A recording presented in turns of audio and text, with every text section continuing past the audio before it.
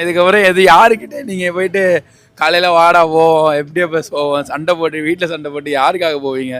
எனக்கு தெரிஞ்சு நான்லாம் அப்படி தான். நான் இது வரையும் எந்த எஃப்டிஎஃப்எஸும் பார்த்தது கிடையாது. நான் பார்த்த ஒரே லைக் ஆல்மோஸ்ட் 10 வருஷமாக நினைக்கிறேன். 10 வருஷமாக நான் எஃப்டிஎஃப்எஸ் பார்க்குறது தளபதிக்காக மட்டும்தான். ஸோ அவருக்கு இனிமேல் நான் யாருக்காக எஃப்டிஎஃப்எஸ்லாம் போய் ஓடுறது?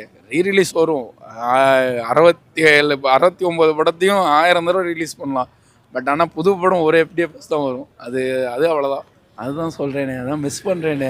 அது என்ன தனியாக சொல்கிறது? வருத்தமாக தான் இருக்குது. அது எதுவும் சொல்கிறதுக்கு இல்லை வரும்.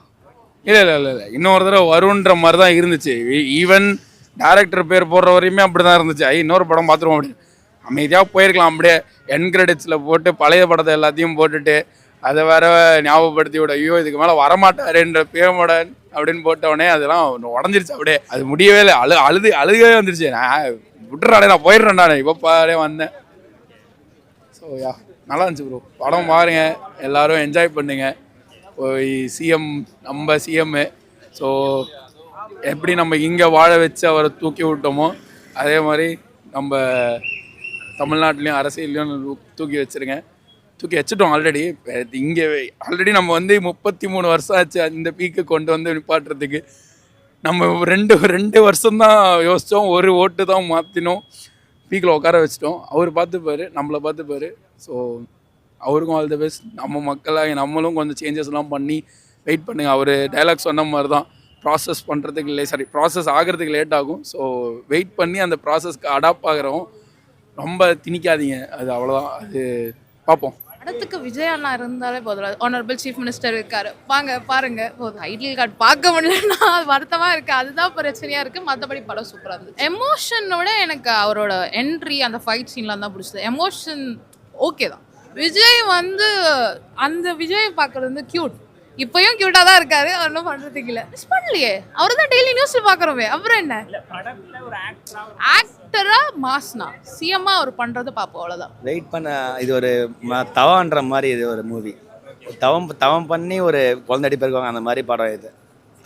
உலகமே எதிர்பார்த்த டைட்டில் அதுதான்.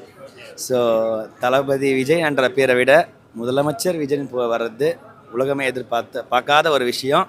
உலகத்தில் நடக்காத ஒரு விஷயம் இது. உலகத்தில் சரித்திரத்தில் ஒரு சிஎம் ஆகி ஒரு படத்தை ரிலீஸ் பண்ணி அவர் பேர் டைட்டில் வர்றது உலகத்தில் சரித்திரம் வருது தான். படம் ஃபுல்லாக தளபதி இருக்கார். நல்ல நல்ல விஷயங்கள் இருக்குது. பெண்கள் பாதுகாப்பு முக்கியமாக இதில் இருக்குது. இதில் ஏ சர்டிஃபிகேட் கொடுத்துருக்காங்க. அது ஏன் கொடுத்தாங்கன்ட்டு சத்தியமாக இது வரைக்கும் படத்தில் அப்படி தெரியல. உண்மையாக சொல்கிறேன், இது நல்ல ஒரு என்டர்டைன் படம் தான். இது ஏ சர்டிஃபிகேட் கொடுத்தது மிக மிக தப்பு தான்.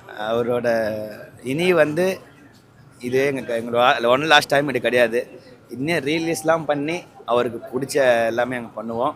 அதுவும் இல்லாமல் அவரோட வழிகாட்டி நீ நாங்கள் பண்ணுவோம். ரொம்ப நல்லா இருந்ததுங்க. We enjoyed a lot. So தளபதியோட லாஸ்ட் ஃபில்ம் அஸ் எ சிஎம்மா ஒரு ஃபர்ஸ்ட் ஃபில்ம். பட் எவ்வளோ காலம் சந்தோஷமாக என்ஜாய் பண்ணமோ அதே நேரத்தில் எமோஷ்னலாகவும் நாங்கள் ஃபீல் பண்ணிகிட்ருக்கோம். Because of this is last film. இருந்தாலும் எங்கள் சிஎம்மா களத்தில் இறங்கி தமிழகத்தை ஒரு பெரிய லெவலில் மாற்றத்தை நோக்கி கொண்டு போயிட்டுருக்காரு. எத்தனை தடவை லீக் ஆனாலும் சார், எங்கள் தளபதியோட ஃபேன் இருக்கிற வரைக்கும் எங்கள் தேட்டரில் தான் சார் கொண்டாட்டமே இருக்கும். ஸோ அது நிரூபிச்சிருக்கோம். தமிழகமே தேட்டரில் கொண்டாடிட்டுருக்கேன் எங்கள் தளபதியோட ஃபில்ம். ஸோ ஆஸ் அ ஃபேனாக நான் ஃபர்ஸ்ட் டைம் உள்ளே என்ட்ராகும் போது எங்கள் தளபதி என்ட்ராகும் போது அவ்வளோ என்ஜாய் பண்ணி படம் பார்த்தோம். அது உண்மைதானே. So we proud that Vijay அண்ணா பிகம் சிஎம். அண்ட் நாங்கள் அந்த டைட்டில் பார்க்கும்போது எங்கள் வீட்டு பையன் சிஎம்மாக இருக்கார். அந்த இதுதான் எங்கள் ஃபீல்டாக கொடுத்தது. ஸோ அதான் ஃபர்ஸ்ட் ரொம்ப என்ஜாய் பண்ணிகிட்டே இருந்தோம். முடியும் போது ஐயோ அண்ணாவோட லாஸ்ட் ஃபில்ம் அப்படின்ற மாதிரி தான் ஒரு அண்ணா எப்போவுமே ஜாலியாக ஒரு படம் பண்ணிட்டு இருந்த ஒரு ஆள். இந்த படத்தில் சமூக அக்கறை நிறைய இருந்தது. மாற்றத்தை நோக்கி நம்ம சமூகத்தை கொண்டு போகணுன்ற நிறைய இன்ஃபர்மேஷன் இருந்தது. மக்களுக்கான எழுச்சி விழிப்புணர்வு நிறைய விஷயம் அண்ணன் அவ்வளோ க்ளீன் அண்ட் கிளியராக சொல்லியிருந்தார். மக்களுக்கான வழிகாட்டியாக இதில் 100% அவரை காட்டியிருக்கார். கேசரியும் பார்த்ததில்ல, லீக்கான எந்த இதுவுமே பார்க்கல. அதனால் நான் ஃப்ரெஷ்ஷாக பார்த்தனால எனக்கு ரொம்ப பிடிச்சிருந்துச்சு. அது பார்த்தவங்களுக்குமே பிடிக்கும் போது தான் இருக்குது. ஏன்னா விஜயோட தனி அவரோட ஆரா இருக்கட்டும், தனி ஒரு மாசு இருக்கிறனால அது படத்தை வந்து எலிவேட் பண்ணிடுவோம். அவ்வளோ நாள் வெயிட் பண்ணதுக்கான எக்ஸ்பெக்டேஷனை கண்டிப்பாக ஃபுல்ஃபில் பண்ணியிருக்குன்னு நான் சொல்லுவேன். கண்டிப்பாக கடைசியில் இப்போ ஒன்றும் சொல்லணும்னா அவரோட அந்த என்ன சொல்கிறது கிரெடிட் இது வருதுல்ல, அது வந்து அப்படியே அள வைக்கிற மாதிரி இருந்துச்சு. அந்த அளவுக்கு படத்தை அப்படியே தூக்கி இதாகி ரொம்பவே நல்லா இருந்துச்சு. இவரோட ஸ்க்ரீன் ப்ரெசன்ஸ் மட்டும் இருக்குன்னு இல்லாமல் வில்லன் ஆகட்டும், மற்ற ஆர்டிஸ்ட் ஆகட்டும், அவங்களோட ஆக்டிங்குமே அவங்களோட இம்பாக்ட்டுமே ரொம்பவே நல்லா இருந்துச்சு. கண்டிப்பாக தேட்டரில் வந்து பார்க்க வேண்டிய படம் தான். இப்போ தேட்டரிக்கல் ஒரு டிப்பிக்கலான ஒரு தளபதி படம் எப்படி இருக்கும் அந்த மாதிரி இருந்துச்சு. மக்களுக்கான தலைவர் நல்லா கரெக்டாக பார்த்து தேர்ந்தெடுங்கன்னு சொல்கிறாங்க. ஜாதி தலைவர், மத தலைவர் இந்த மாதிரி பின்னாடி போகாதீங்க, மக்களுக்கு யார் தேவை அப்படின்றத இந்த படத்தில் நல்லா தெளிவாக சொல்லியிருக்காங்க. எல்லாரும் பாருங்க, கண்டிப்பாக பிடிக்கும். எல்லா மக்களும் ஏற்ற மாதிரி ஒரு படம், செம படம், சூப்பராக இருந்துச்சு. எலெக்ஷனுக்கு முன்னாடி இந்த படம் ரிலீஸ் ஆயிருந்தா நல்லதா, இப்போ ரிலீஸ் ஆகிறதா நல்லதா? இப்போ ரிலீஸ் ஆகிறதும் ரெண்டுமே நல்லது தான். பட் எலெக்ஷனுக்கு அப்போ முன்னாடி ரிலீஸ் ஆயிருந்துச்சுன்னா வெறும் தளபதி தான் வந்திருக்கும். இப்போ சிஎம் ஜோசப் விஜயன் வரும்போது ஒரு பார்க்குறக்கே சந்தோஷமாக இருந்தது, ரொம்ப நல்லா இருந்தது. அனிருத் எப்படி ஒர்க் பண்ணியிருக்காரு? சூப்பராக பண்ணியிருக்காரு. நல்லா மியூசிக் ஸ்கோர்லாம் நல்லா தான் இருந்தது, எல்லாமே நல்லா இருந்தது. கடைசியில் எல்லாரும் எமோஷனலாக அழுக வச்சிட்டாராமே. என்கால்லாம் எல்லாரும் அழுது தான் வெளியே வந்தாங்க. நானே கண் கலங்கி தான் வெளியே வந்தோம். செம படம், சூப்பராக இருந்தது. தமிழ் சினிமா விஜய் அவர்களை எவ்வளோ மிஸ் பண்ணுறோம்? டோட்டலாக மிஸ் பண்ணுறோம் ப்ரோ. ஆனால் அவர் நம்ம அதுக்கு விட அதை விட முக்கியமாக நம்மளுக்கு மக்கள் சேவைக்கு தேவை. ஸோ எல்லாமே நல்லதுக்கு தான்.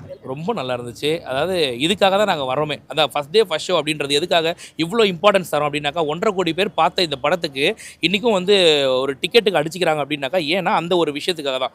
ஏன்னா இளைய தளபதியிலேருந்து அவர் நாங்கள் பார்த்துட்ருக்கோம். தளபதியாக மாதிரி இன்றைக்கி ஆனரபிள் சீஃப் மினிஸ்டராக மாறும்போது நிறைய பேர் அதை வீடியோ எடுத்து போட்டுருவானுங்க சோஷியல் மீடியாவில். அதை பார்த்து எங்களுக்கு என்ன இருக்குது, நாங்கள் தான்டா முதல்ல அதை பார்க்குறோம், அந்த சோஷியல் மீடியாவில் போடுறாலே நாங்கள் தான்டா இருப்போம் அப்படின்னு சொல்லிட்டு ஒரு விஷயத்தை பண்ணோம். ரொம்ப நல்லா இருந்துச்சு அதை பார்க்குறதுக்கு. எல்லாருக்கும் நானே சொன்னேன், செஞ்சு படத்துக்கு ஆன் டைம் போயிருங்கடா, ஏன்னா ஸ்டார்டிங்கில் வரும்டா, அதை மிஸ் பண்ணிட்டு போயிடா, அதுக்காக தான்டா போகிறோம் அப்படின்னு சொல்லிட்டு நல்லா இருந்துச்சு. இது கேசரியும் இல்லை, பிரியாணியும் இல்லை, அதையும் தாண்டி வேறு, அதாவது வர்ணிக்க முடியாத ஒரு விஷயம் இது உண்மையிலேயே. அந்த அளவுக்கு ரொம்ப சூப்பராக இருந்துச்சு, சூப்பர் டூப்பராக இருந்துச்சு. ஏன்னா ஸ்டார்டிங்கில் என்ஜாய் பண்ண ஆரம்பிச்ச நாங்கள் லாஸ்ட் ஃப்ரேம் வரைக்கும் அழுது வெளியில் வரோம், அந்த எமோஷனோட வெளில வரோம் அப்படின்னாக்கா யோசிச்சு பாருங்க நீங்கள், இது வேறு மாதிரி இருந்துச்சு இது உண்மையிலேயே. இல்லை உண்மையிலேயே அதாவது எப்படி சொல்கிறது, ஃப்ரேம் பை ஃப்ரேம் எல்லாத்தையும் யோசிச்சிருக்காரு. ஒரு கேரக்டர் ஒன்று வருது அப்படின்னாக்கா அந்த கேரக்டர் அதுக்கப்புறம் தேவையில்லை, அந்த கேரக்டரை கடந்து அடுத்தடுத்து போகலாம். ஆனால் அந்த கேரக்டரை கொண்டு வந்து லாஸ்ட்டில் ஒரு எண்டிங்கை முடிச்சிருக்காரு. ஸோ ரொம்ப ப்ராப்பராக வந்து எச் வினோத் வந்து ஸ்க்ரீன் ப்ளே கொண்டு வந்திருக்காரு. நிறைய விஷயங்களை டீட்டெயிலாக பண்ணியிருக்காரு. தளபதிக்காக நிறைய மெனக்கிட்டிருக்காரு இந்த படத்தில். இப்படி தான் இருக்கணும், இது இப்படி வச்சா தான் நல்லா இருக்கும், இந்த கேமரா ஆங்கிள் இப்படி இருக்கணும், இதை தான் வந்து ஃபேன்ஸ் என்ஜாய் பண்ணுவோம் அப்படின்றது எல்லாத்தையுமே ரொம்ப சூப்பராக பார்த்து டைரக்ட் பண்ணியிருக்காரு. ரொம்ப பயங்கரமாக இருந்துச்சு. ஃபைட் சீன்லாம் வந்து உண்மையிலேயே எப்படி சொல்கிறது, படத்தில் பாட்டுக்கு எழுந்து ஆடி பார்த்துருக்கீங்க நீங்கள். ஃபைட் சீனுக்கெல்லாம் எழுந்து ஒவ்வொருத்தரும் பார்த்தீங்கன்னா சாமி வந்த மாதிரி ஆடிக்கிட்டு இருக்காங்க உள்ள. அந்தளவுக்கு ஃபைட் சீன் ரொம்ப கூஸ் பம்ப்ஸாக இருந்துச்சு, பயங்கரமாக இருந்துச்சு. இல்லை இந்த படம் எடுக்கப்பட்டது தேர்தலுக்கு முன்னாடி தான் ரிலீஸ் ஆகும்னு எடுக்கப்பட்டது. ஆனால் இப்போ வந்து பார்த்தா இப்போ ரிலீஸ் ஆகிருக்கு. 2 விஷயம் நம்ம பார்த்துக்கலாம். ஒன்று, முன்னாடி வந்திருந்தாக்கா கண்டிப்பாக 200 சீட்டு குறையாமல் ஜெயிச்சிருப்பாரு, அதில் மாற்றுக்கிறதே இல்லை. இப்போ ரிலீஸ் ஆனது அந்த ஆனரபிள் சீஃப் மினிஸ்டர்ன்றதை பார்க்குறது ரொம்ப சந்தோஷமாக இருந்துச்சு. ஆனால் படம் முழுக்க முழுக்க எடுக்கப்பட்டது தேர்தலுக்கு முன்னாடி அரசியல் பேசுகிற மாதிரி தான் எடுக்கப்பட்டிருந்தது.